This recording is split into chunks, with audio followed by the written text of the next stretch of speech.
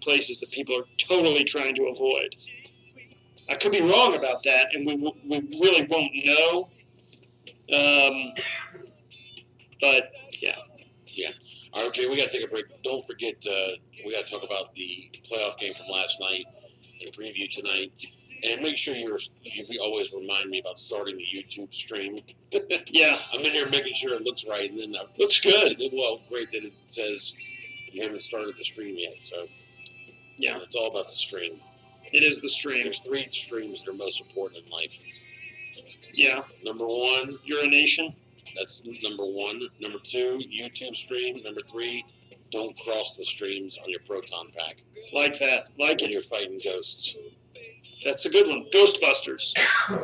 That's correct. All right, Jay, we're going to take a quick break. When we come back, we'll talk about the playoffs, 901 FC, maybe a little baseball, maybe not, and we'll go from there. Love it. Sounds good? Sounds great. All right, we'll be right back. You're listening to the Island Sports with BBALL Jones, AM 1600, coming soon to FM, WMQM, Memphis 1600, YouTube. You can find us there as well. Full video of beautiful studio background prop and much, much more. We'll be right back after this.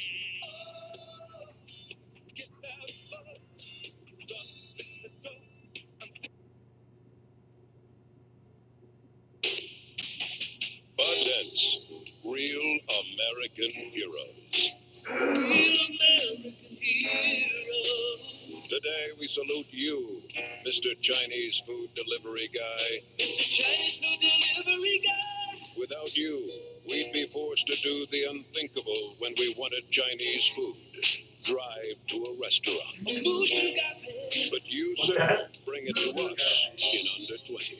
Ride like the wind. Armed with your rickety bike, you battle traffic, bad weather, and the occasional busted elevator. And why do you do it? Because somewhere a guy is waiting for his Kung Pao crab puffs, and he's got $1.57 with your name on it. That's 10%. So crack open an ice cold Bud Light, oh mercenary of the Mandarin chicken, and know that when America is looking for a man to get the job done, you do deliver. You deliver. Bud Light beer has a substance disorder.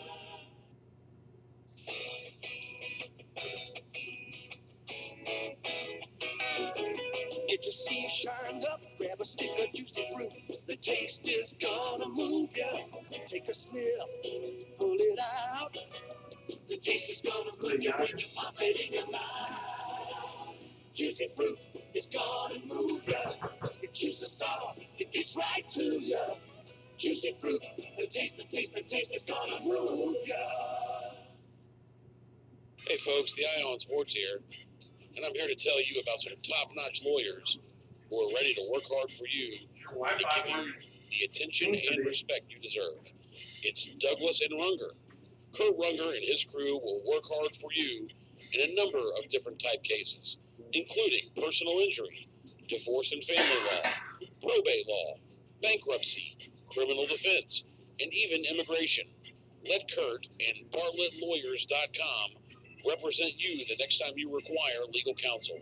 Their firm has over 50 years of experience, and that will go a long way when it comes to taking your case. You can find them on the web at BartlettLawyers.com or call them at 388-5805. That's 388-5805. BartlettLawyers.com.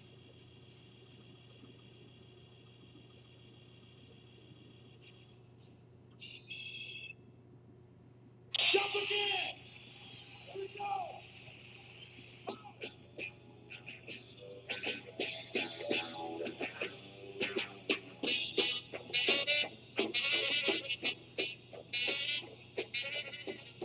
Oh, that's so good.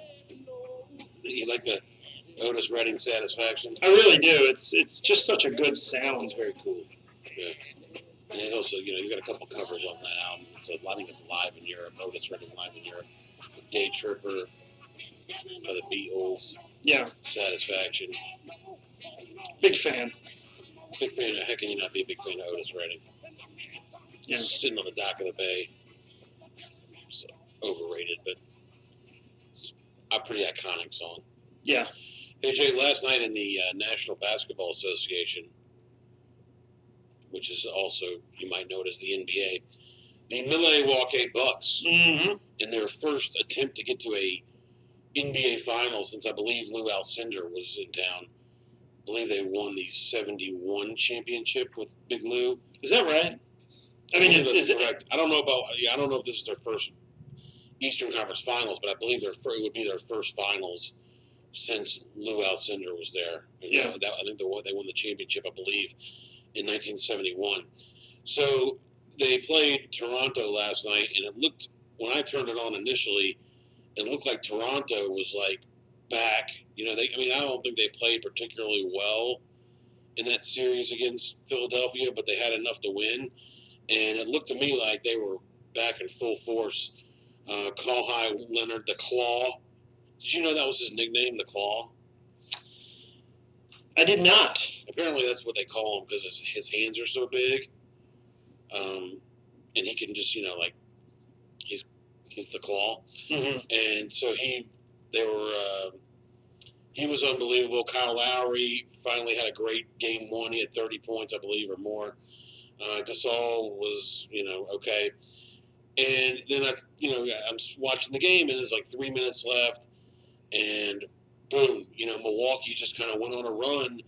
Defensively, they were shutting down anything Toronto had going. They had Brook Lopez played the most I guess more like the most Lopez-y game of his life. He had like 29 points and 10 boards, a bunch of steals and blocks and stuff. He was really shutting it down in the middle. And then, Giannis is Giannis, and he played great, and they had enough. I mean, they had enough to win, and they take game one of the series. It was, I wouldn't say it was a overly fantastic game. What a game! Even though Gus Wood, hyperbole aside, it was a good game. And I think that it's going to be close. I think it's going to be similar to the Toronto-Philly series if Toronto can keep it together mentally. So let me ask you this. Absolutely. Did you watch it? The game? Yeah. I watched some of it. How'd my boy Lopez look? I'm telling you, Lopez is off the chain. I told you about Lopez, right? I told you my brother-in-law gave me the 20-minute dissertation statistically of Lopez's late career shift from a post player to a three-point shooter. Yeah, he shot a bunch of three-pointers last night. He had 29 and 11, 2 assists, 4 blocks. He was 12 of 21 from the field. Mm-hmm. All right, so 21 shots. How many of those do you think were threes? 14. 11. 4 Mm. of 11 from 3. It's not bad. Yeah, not great, but that's what it is. They've got Mirotic is contributing. So Lopez had 29. Freak had 24. Middleton had 11. Brogdon is back at 15. The guy I don't understand on that team, and there's more important things than scoring points, surely, but Eric Bledsoe, he doesn't have so many big games for that team. And I don't know if it's just because he defers to the Freak and to Lopez or whatever, but he had 9 points, and I never really see his name come up with huge games for that team. Maybe that's just the role they want him to play, but Mm-hmm. I guess if they really needed him to contribute, with a lot of offense, and they ran more stuff through him, I'm pretty sure he would come through. And then, of course, you got game 2 tonight between the Portland Trail Gangsters and the Warriors. Mm-hmm. So that ought to be an interesting game. I don't know. I don't think. Did you say game 3? Game 2. I was going to say, did I miss one? No, you missed game 1. You got any prediction? I got game 1. I don't think really that Portland can win in Golden State. Mm-hmm. They might be able to on the second come around, but I think it's more. I think it's going to be tough. You're not feeling it. I thought I was at first, and then now I'm not so sure. All right, I want to throw out a couple of ideas because I was on the text. We talked about text chains before that we went on the air. I'm on a Grizz fan text chain. It's pretty lame. You know most of the people. One guy threw out this idea. Why not? I can tell you why not, but I'll just throw it out for the sake of it. He's like, They should have the draft the same night as the lottery. Do the lottery, wait an hour. Well, okay, hotshot. Do the lottery, wait an hour, and then do the draft. Yeah, that's stupid. I was like, I guess you don't like trades or scouting. Yeah, the combine, scouting. He said you could do all that before.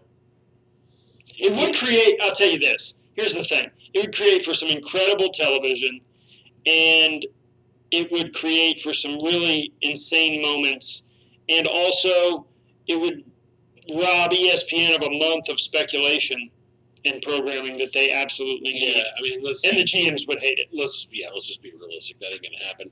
Right. For a myriad of reasons. But, right. Okay, anyway. Okay, here was his other brilliant idea, and he was getting roasted for these ideas. I'm sure. I'll tell you, roasted. He also said the lottery's, bull crap. Right? Okay, he didn't say bull crap. He said they should do a single elimination tournament with the 8 teams that don't make the playoffs, or whatever, the 12 teams that don't make the playoffs, or 4, whatever the number is. A single elimination tournament where the winner of the tournament gets the first pick. A tournament, like playing games? Yeah, games, like single elimination games, televised. I'd rather have them do like the representative at the lottery, like have to go head to head, like an obstacle course. Well, no, I don't like Double Dare, like Connect Four. Let's say the worst odds team was Connect Four tournament. The worst odds team was or draw. How about draw a card? The worst odds team was Phoenix. The best odds team was the Lakers. Yeah, and they draw a card. High card moves on to the next round. I love it, Ira. Well, He's on fire! thanks. I mean, that's pretty stupid. I mean, certainly the lottery is not a perfect system, but you know what? It's a lottery. It's random. It's weighted for the teams who did the worst. I mean, look, the NFL, if you lose your first 3 games of the season, first 4 games of the season, you could decide to tank, and if you finish 0-16, you're going to get the number 1 pick. Mm-hmm. I mean, that's, how really fair is that? It's not that fair. I mean, whatever. Life isn't fair, Ira. That's what I've been hearing since I was about 6 years old. All right, I'm ready for these questions, unless we're waiting. What questions? You said you had some questions for me. Have you not been listening to the show that you've been talking on? Did I answer the questions already? The first thing was the whole thing about Zion Williamson going somewhere else. That was the first thing. That was your question for me? I asked you that. Well, you didn't let me get to it. I said, you started saying something about the draft, and I'm like, oh, well, that's a perfect transition for what I wanted to say about Zion Williamson. And you go, oh, about him going back to Duke? So that was the first thing I was going to bring up. And the other thing was about the left-handed number 1 picks. Oh, that was I whiffed on that one. But I did get the Zion thing wasn't like a trivia question. It was just a... No, I know. It doesn't have to be. You did get David Robinson. I got David Robinson. I said the Admiral. Hey. You're a scholar. And I don't even know it. And a gentleman. How about Officer and Gentleman? You like that show? The movie? Deborah Winger? It's all right. Luke Gossett's pretty straight. Richie Gere's all right. Deborah Winger's all right. Yeah. It was all right. It's a romantic movie, I guess. Mm-hmm. It was fun. Mm-hmm. Top notch. I don't know if I go that far. Hey, if I can get my computer phone to pull up, I can give you a quick update on the PGA Championship, which is underway. Yeah. One of your favorite, Chaz Hoffman, early lead 2 under. JP Holmes 2 under. Matt Wallace 2 under. How about this one? Harold Varner III. You know who that is? Heard of him. Harold Varner III, African American on tour. Mm-hmm. Not named Tiger Woods. 1 under par, which is towards the top of the leaderboard right now. It's still it's very early, but his sponsor, his apparel sponsor, Top Flight. No, Jordan brand, baby. Oh, baby. Oh yeah. Who is that? His name is Harold Varner III. Sounds like a golfer, right? They switched up the major schedule this year, didn't they? Yeah. So normally, walk me through that, Ira. So yeah, surely. Normally they would have. Quit calling me Shirley, Ira. I'm going to walk out of here. Yeah, you would. Yes, you did. What they would do is what they normally did was the Masters would be second week of April, right after the Final Four. Then you would have all of April, the rest of April and all of May, no majors. Not until the third week of June, when it was Father's Day, would you have the U.S. Open. Then a few weeks later, you would have the British Open, or as they prefer you call it, the Open Championship. Love it. And then sometime in early August, you would have the PGA Championship. Well, fans are clamoring to not have that 2-month layoff between the majors, so they moved the PGA Championship to May. Hey, why were fans were clamoring to think about it. Like you have right now, golf season starts in January. They're playing all the West Coast and Hawaii and all that stuff, and then you start to make your way towards the places where you have to wait for it to warm up to play good golf. So now you have the Masters in the spring in Augusta, and then you don't want to have to wait 2 months before there's another major, which would be the U.S. Open. So they moved the PGA Championship to May, where the weather's perfect for for these type of events. You move the PGA Championship to May, so now it goes the Masters, the PGA Championship. Next month will be the U.S. Open. July will be the British Open, and then to replace the event that they had in the PGA Championship, which was in August, right. They're going to have what they call a World Golf Championship event. It's not necessarily a PGA event, but you've heard of these. They have these match play events, World Golf Championship at Bridgestone or whatever. So it's going to be a World Golf Championship event, and guess where that's going to be? Memphis. Southwind, exactly. Well, isn't that part of like a series, though? It's part of a series, but it's not like a one tournament thing. No, it's part of the series, but not necessarily part of the PGA Tour. Right. But how does it work? Do you have any idea? That I don't have all the details. They were in a little bit of a gray area. Yeah. How gray area? I wouldn't quite say charcoal, but it's more like somewhere between charcoal and heather gray. I love heather gray. Heather gray is a great color. There's no doubt. Our favorite, Mount Rushmore heather. Heather Locklear is up there. I would say Heather's the movie is up there. Probably Heather Gray, the color, not the person, is in the top, 3. And then I need one more for Mount Rushmore. Who am I missing? Heather. Can you put the movie Heathers up there? I just said it, yeah. Oh, yeah. What the hell are you doing? You're not listening? Are you not listening to me? I thought you said it. I said Heather Locklear, Heather's the movie, Heather Gray. Yeah. And I'm trying to think of one more Heather. I think I might be all heathered out. What about Heather Graham? There you go. Perfect. Heather Graham. But only from the movie Boogie Nights. No, man. She's not afraid to show it in other movies. What are you talking about? What do you mean? Show what? It. She's not afraid to show it. Like anything. Okay. More than willing to. She's a terrific actress. She's more than willing to bear all for her craft. But she is a good actress. She's terrific. I remember her first movie was License to Drive. Oh my God, Mercedes Lane with the 2 Corys. How about the dad, though? That other dork. Dude, the dad's he's the best. That guy's awesome. Who is that guy? I don't know what his name is, but he's in that stupid movie with Billy Crystal, and he's the NBA referee. Yeah. He's the friend. He's the friend. Not Joe Mantegna, but the other guy. He's the friend. He's my favorite actor of all time. Joe Mantegna or the other guy? No, the other guy. Yeah, he's always got like those goofy glasses on. Joe Mantegna's good. Joe Mantegna's good, but yeah, he's good. Joe Mantegna was the carpenter in he's the brother. Money Pit, right? They had the 2 Shark. Brothers. Yeah. The Shark Brothers. Yeah. Is it the Shark Brothers? I don't know, something like that, yeah. Shrike, Shark. Shrink. I can't remember. Yeah. Hey, so tell me what happened 2 weeks. Tell me what happened with 901 FC last night. I think they won.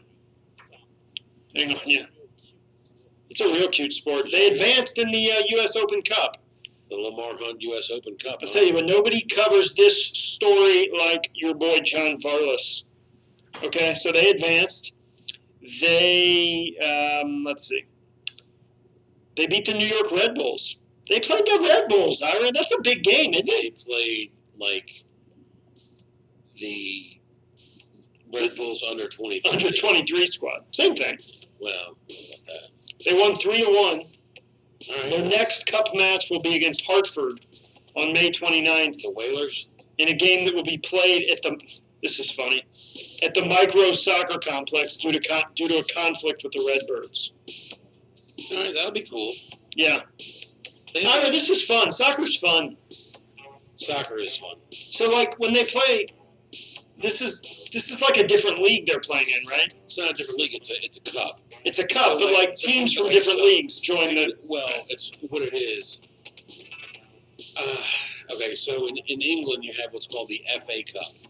The FA is the Football Association, which basically encompasses any team that plays soccer anywhere in England.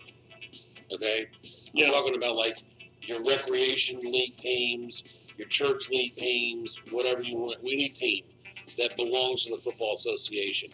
Now, your professional teams, like in this case, the MLS teams, they would get like a bye to like the 5th or 6th round. Okay? But the lower division teams, let's just say it was, the Pizza Inn team versus Chico's Bail Bonds team, they could advance to the next round. And they might play a team that's like got some semi-pro guys on there. And if they win again, then they might play the Red Bull under 23 team. And then, let's say they win again, then they might play the Memphis team, which is 2nd division professional. And then if they win again, then they might get to play Atlanta United or whatever it is. Yeah. So it's actually happened in England. One of the club teams, some pub team, actually made it to play one of the top 2 division teams. It was like a huge story. I mean, there's guys just, like a beer team, Right. But that's fun. I mean, that's what I mean. Like, that's a good. Right. And that's that cool cup, thing. And that cup is ongoing during your regular season. Yeah. So, like, where you mostly play your games on the weekends, you'll have a midweek cup game during whatever, against whatever team you schedule to face. So, Love it. Love it. Hey, when we come back, we're going to do a little penny watch, okay? And probably some retro news, too. Some retro news, good. Okay. And I'll listen better, I promise. That's okay. You're fine. All right. No problem. All right. You listen to the Eye Sports with B-Ball Jones, AM 1600. We'll be right back.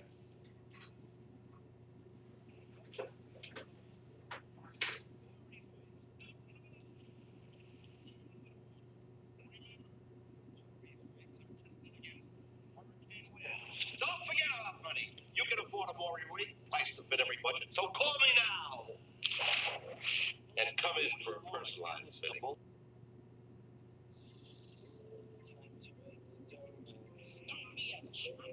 Get a decent night's sleep for once. And organized folks will want fresh Dunkin' Donuts. It takes a lot of time to make Dunkin' Donuts fresh day and night. But we think it's worth it. But we think it's worth it. And you think it's worth it. There's something really delicious in this week's newspaper. Look for Dunkin' Donuts money-saving coupon in your local newspaper. Hey, Memphis, it's the Eye on Sports here.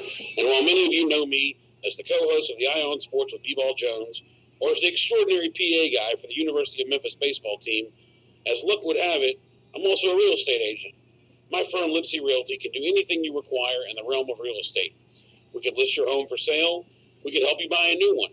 We do property management, commercial and residential leasing, and we can dish a massive assist when it comes to evaluating, purchasing, leasing, and managing investment property.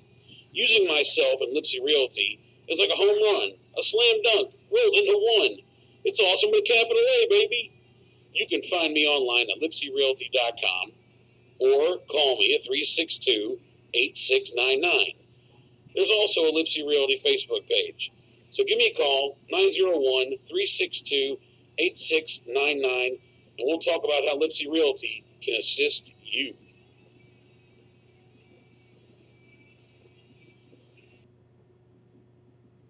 Boom, boom, boom, boom, boom.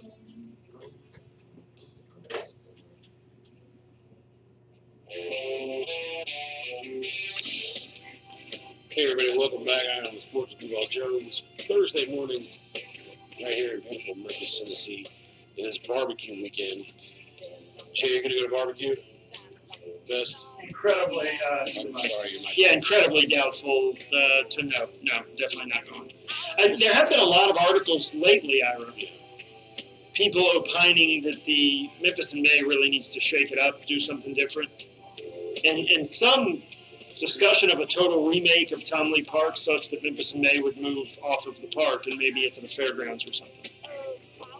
Thoughts? Yeah, I would have to say, I don't really know why it needs a shakeup per se. I mean, I don't think that attendance is down or participation by barbecue teams is down. Now, if you were talking about, here's what we want to do with Tom Lee Park, and it somewhere it's more user friendly the other 50 weeks of the year, and we have this land, we have this fairgrounds area that we need to use, we need to redevelop and make that something that's also user friendly, then I don't have a problem with it. Now, a lot of people do have a problem with it because they have a lot of skin in the game, meaning they go to Music Fest every year. They like it at Tom Lee Park. They have a barbecue team, which, it costs a lot of money to have a barbecue team. You really have to, it's a lot of time, it's a lot of money, it's a lot of energy to put that on, and they've been doing it down there for, a lot of years. And, I can understand their point. I mean, I've seen some of the plans. I've seen the way it's going to basically eliminate that stuff from being down there. At the same time, I can see why they want to do it. So yeah, well, I will tell you, there was one year, I don't remember why. Maybe it was too muddy, or it was something with flood or something. They had to do the barbecue contest at Tiger Lane, and it was great.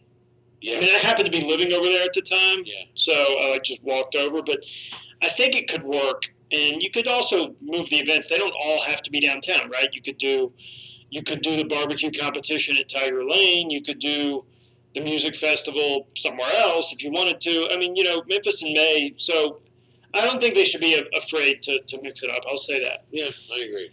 Speaking of Memphis, we do have some Penny Watch stuff, Ira. Penny Watch 2018.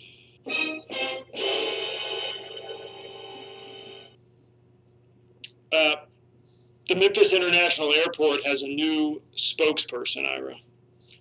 Oh, I cannot wait to hear this. It's Penny Hardaway. It is Penny Hardaway. Well, there's a shocker. But at least it's, someone who's local and doesn't risk, there's no risk of him getting traded. Yeah. Couldn't be more pleased with Penny Hardaway. We were also talking before we went on the air. Apparently one of my acquaintances, one of your friends, was bagging on me for loving Tubby so much, and the implication that I don't love what Penny's doing. I'm all on board, baby, with Penny Hardaway being the airport spokesperson, with him getting recruit after recruit after recruit. Although I will say that Adam Zagoria of zagsblog.com predicts Precious Achua to Kansas. Did you see that? I think I may have heard mention of that last night at my golf draft. But, look. Hey, we'll see. Nobody plays ball like Bill Self. Hey, so. Bill Self, to pay or not to pay recruits, Ira? To pay. And to pay. To pay and to pay. Dude, that thing is like a muskrat.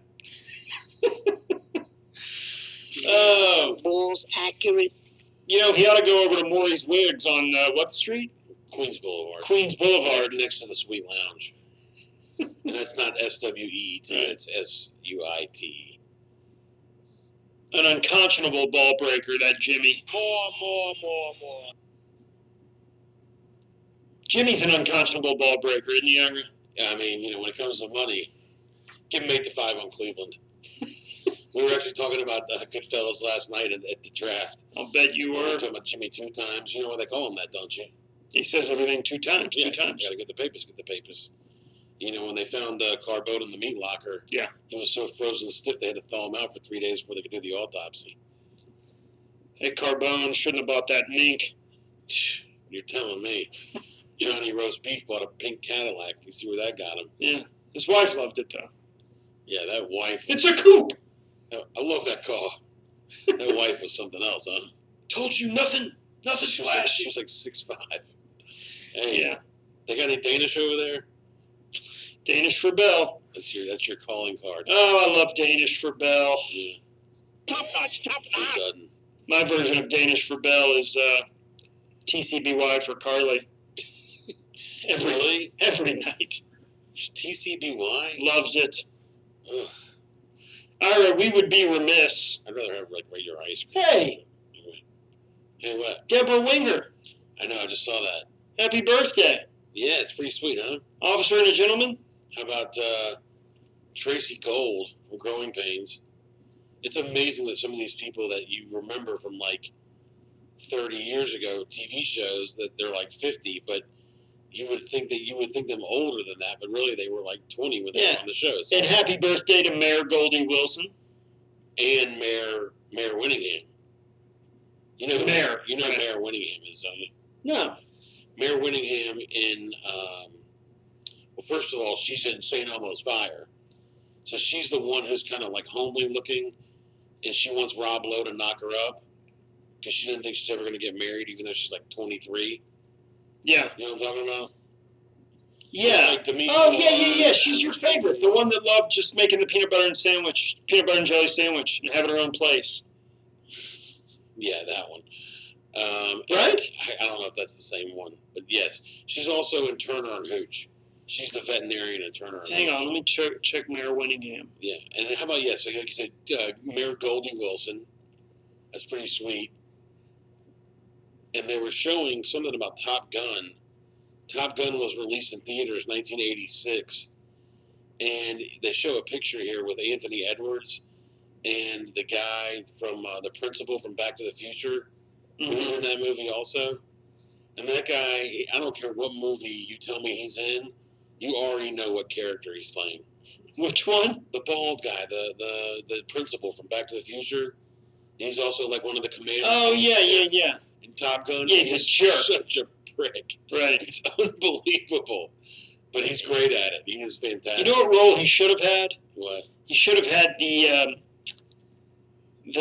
Adrian Cronauer's boss in Good Morning Vietnam. It's sort of that character, like uptight. That was J.T. Walsh, right? No, he was also the guy. Yeah, they were together. He was the little Weasley guy that wanted him to play polka. No, but by the way, Mayor Winningham. Yeah. Totally. At the end of the movie, she's like, "I just made myself a sandwich and it was so great. I'm on my own." And Lowe was there, and I think he did it with her. They did it. Yeah, but she was trying to get knocked up because she was afraid she was never going to get married. Right. They were making it seem like once you hit 24, your life's over. Right. You can pretty much pack it up. Ira, What? you know what they say? No, what is 42 is the new 35. They do say that. No, your life's never over till it's over. That's right. Till they shovel dirt on you. Or you get cremated. But Right. We don't want to get morbid. You become dirt. Like Donnie. Ashes to ashes, dust to dust. Yeah. That's all you had to say. Exactly. Yeah. Now there's the guy. I'm seeing him on the Top Gun. Yeah, I'm having trouble with my Internet. yeah, so I can't really tell you what that guy's name is. But I just call him Principal Strickland. Oh, okay. Yeah. Yeah, Principal Strickland. I'll look it up. Yeah. Oh, here. Wait. Did you see this? Scroll down a little bit. From May 15th, 1981, the Harlem Globetrotters on Gilligan's Island TV movie aired on NBC. That's my favorite Gilligan's Island to reference, because it's like, here these people are on a deserted island, yet somehow the Harlem Globetrotters, a traveling circus basketball Yeah, they got on and off. That was the whole bit. I know, that was the whole bit. They were able to get there. Ira, James Tolkien. James, is he related to J.R.R. Tolkien? Negative. Okay. But he was in Serpico. Did you mention Serpico? No, I don't really remember him.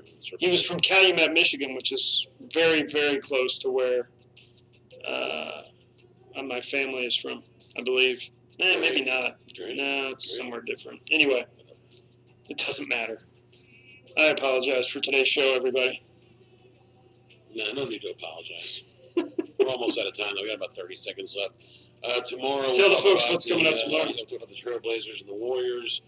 I think we might get to some baseball talk tomorrow, hopefully, or not. And there'll be some other stuff to talk about, I'm sure. Maybe we'll have a Precious Achua signing or be getting prepared for it. I think he's this weekend, right? Yeah, maybe. We'll see. Anything else, Jay? That's all I got. All right. Thank you. Adios, muchachos. We are out of here.